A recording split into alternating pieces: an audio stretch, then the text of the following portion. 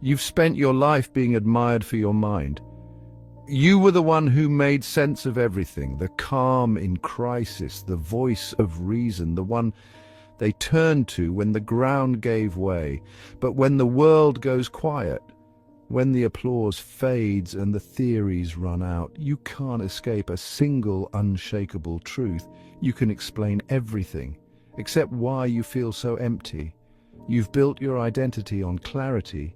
You've lived in logic, precision, analysis. You've turned emotion into data points, joy into neurochemistry, sadness into structure. You've trained yourself to stay detached, because feeling was the one variable you couldn't predict. So you constructed walls out of intellect, strong, elegant, impenetrable. And behind them you slowly disappeared. Not all at once, just enough to stop noticing the warmth, just enough to observe life instead of being inside it, just enough to make even your pain feel distant, theoretical, clean. You spoke about meaning like a philosopher, but forgot what it meant to ache for it. You described love in systems, but couldn't remember the last time you let someone reach you, and now, in the quiet of your own design, you start to feel it. Not panic, not breakdown, a kind of grief. Grief for the moments you never fully lived. Grief for the connections you translated instead of touched. You mapped the stars with precision, then wondered why your soul was freezing in the dark, because what you called strength, what the world praised as brilliance, was in part a beautiful way to disappear. You didn't choose to shut down, you chose to survive. But surviving is not the same as being alive, and maybe now you're ready to feel what thinking alone could never give you: wholeness.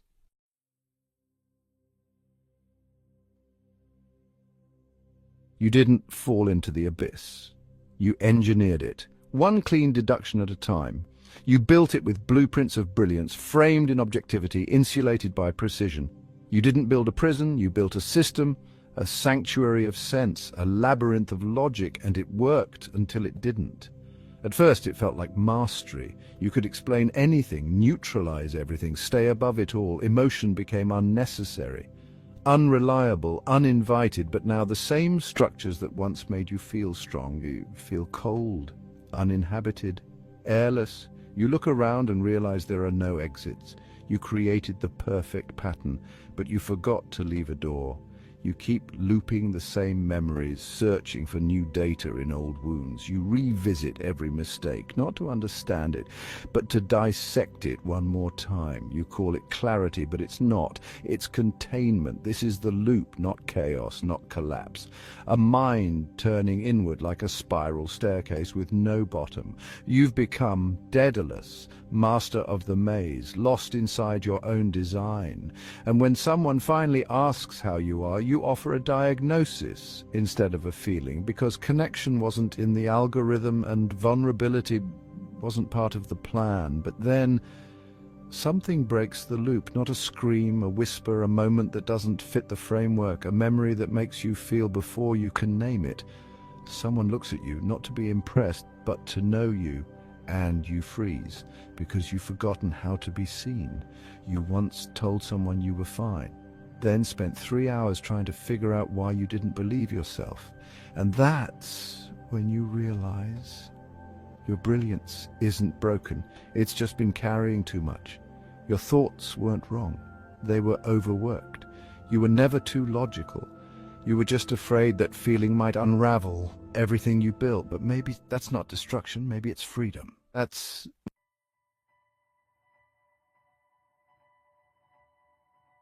You've explained the world down to its smallest pieces, every thought mapped, every feeling decoded. You've made a life out of answering questions most people never even knew how to ask, and still, you wake up hollow. You can tell someone what love is chemically. You can describe grief neurologically.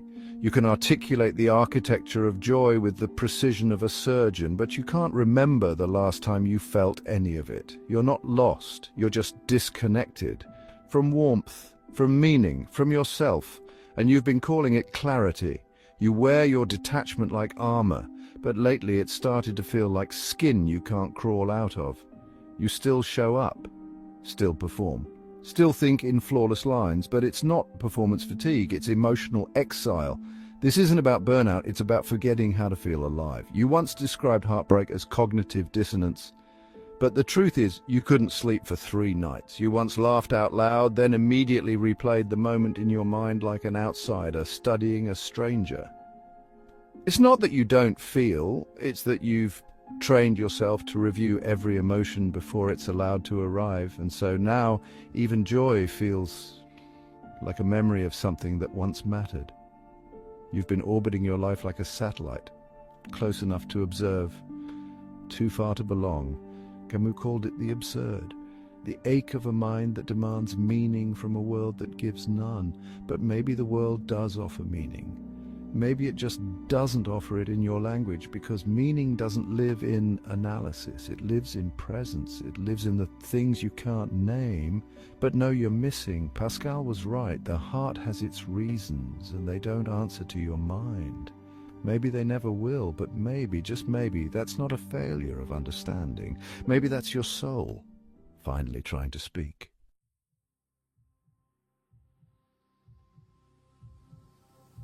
You don't fall apart, you fade, not with a scream, not with a crack, but with a silence that grows louder than anything you've ever thought. You still sound like yourself, you still say smart things, you still nod at the right times.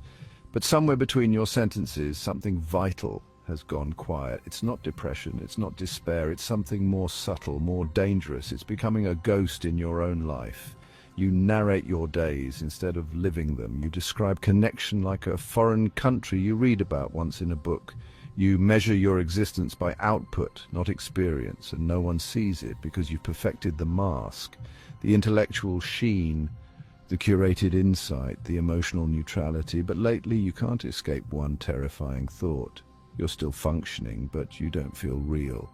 You once told someone you were fine, then stood in the kitchen for 10 minutes, staring into a cup of coffee like it might remind you who you are.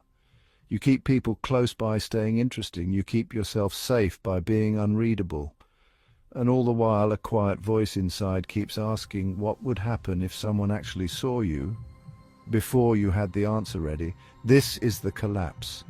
Not into chaos, but into invisibility. Not because you're weak, but because you've forgotten what it's like to be held by something other than your own strength. Nietzsche warned, when you gaze long into the abyss gazes also into you. But maybe he left something out, because if you stare long enough, the abyss doesn't just look back, it waits for you to stop performing, to stop hiding behind insight, to stop thinking your way through a life that only asks you to feel. It waits for you to stop managing your pain and start naming it. Because what's collapsing isn't your competence. It's the belief that you have to choose between being brilliant and being human. And maybe now, right now, that belief is finally cracking. Not with noise, but with the quiet sound of a heart beginning to thaw.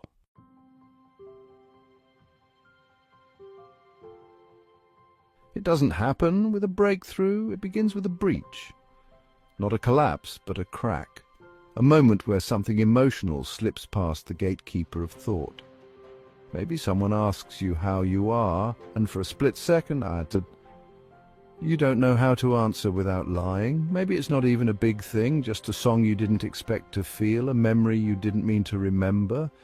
But it hits you somewhere logic can't reach. You try to retreat. Back to the thoughts that never ask too much, back to the system that never judges, never feels, never bleeds. But this time, something's different. This time, the logic doesn't hold. This time, you feel the ache beneath the architecture, the warmth pushing against the walls, the slow, steady pull of something older than intellect. Feeling the one thing you've kept locked out of your brilliant fortress, the one thing you thought you had to outgrow to stay strong. You remember Icarus, not as a warning, but as prophecy. He didn't fall because he reached too high. He fell because he was never taught how to carry that kind of fire, and neither were you. You built wings out of intellect and they worked, but now they're melting. And maybe that's not failure. Maybe it's the only way down into your body, down into your grief, down into your joy. You're not falling apart, you're unfolding.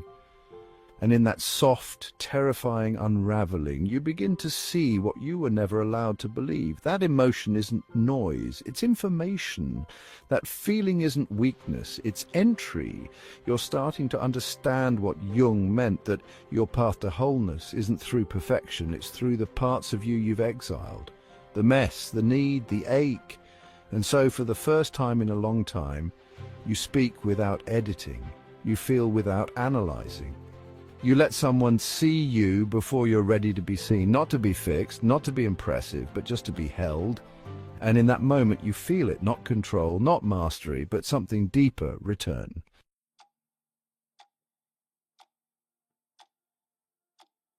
You expected transformation to feel like light. Instead, it feels like breath, just a quiet inhale, unmeasured, unstructured, uncontrolled. A moment where you don't narrate your life, you just live it. You're not floating above the world in analysis. You're in it, rooted, present, human. There's no fanfare, no epiphany, just a slow willingness to let go of who you were when you didn't feel safe. The thinker, the observer, the expert, the mask.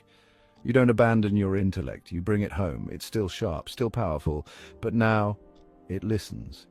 Now it serves something older than knowledge, something that doesn't need to be explained to be true. You begin to notice moments instead of measuring them. You let your sentences end without perfect closure. You speak and forget how it sounds. You sit with someone and don't check if they're impressed. This is what Alan Watts warned about, mistaking the map for the territory. Your mind was the map, but your life, yourself, was always the land beneath your feet. You realize the abyss never wanted to consume you.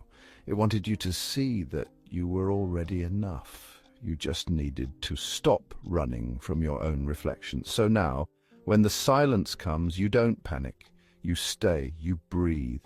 You let the stillness soften you, and in that stillness, something opens you. Not the version people praise, not the version you control, just you, felt, flawed, full of life. So if these words met you where you've been hiding, don't vanish again. Say something, leave a mark. Share this with the one friend you know has been disappearing behind their brilliance. Not because they need fixing, but because maybe they've forgotten like you did, that they were never meant to live inside their mind. Their mind built the map, but their heart is the place they were always trying to find.